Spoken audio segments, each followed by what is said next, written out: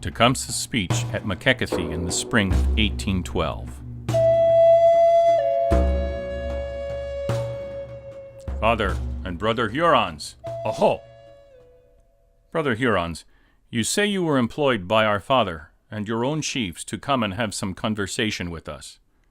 And we are happy to see you and to hear you and our father's speech. We heartily thank you both for having taken the condition of our poor women and children into your considerations.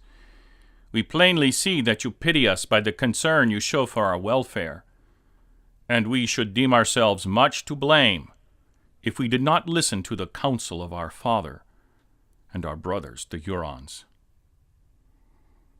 Father and brothers, we have not brought these misfortunes on ourselves. We have done nothing wrong. But we will now point out to you those who have occasioned all the mischief. Our younger brothers, the Potawatomis, in spite of our repeated counsel to them to remain quiet and live in peace with the Big Knives, would not listen to us. When I left home last year to go to the Creek Nation, I passed at Post Vincennes and was stopped by the Big Knives, and did not immediately know the reason. But I was soon informed that the Potawatomis had killed some of their people. I told the Big Knives to remain quiet until my return, when I should make peace and quietness prevail. On my return, I found my village reduced to ashes by the Big Knives. You cannot blame your younger brothers, the Shawanoes, for what has happened. The Potawatomis occasioned the misfortune. Had I been at home and heard of the advance of the American troops towards our village, I should have gone out to meet them, and shaking them by the hand, have asked them the reason for their appearance in such hostile guise. Father and brothers, you tell us to retreat or to turn to one side should the Big Knives come against us.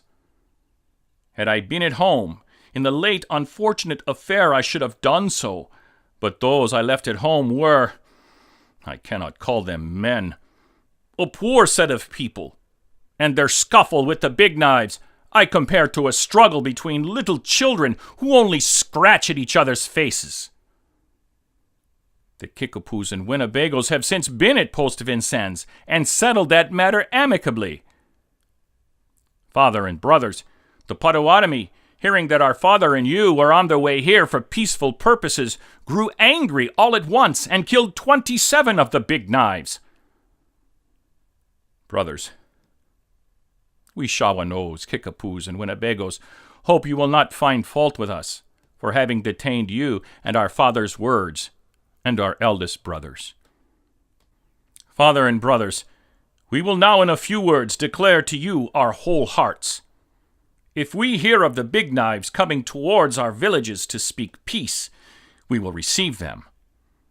But if we hear of any of our people being hurt by them, or if they unprovokedly advance against us in a hostile manner, be assured we will defend ourselves like men. And if we hear of any of our people having been killed, we will immediately send out to all the nations on or towards the Mississippi, and all this island will rise like one man.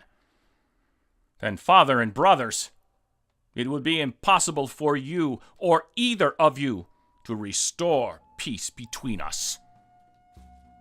Aho.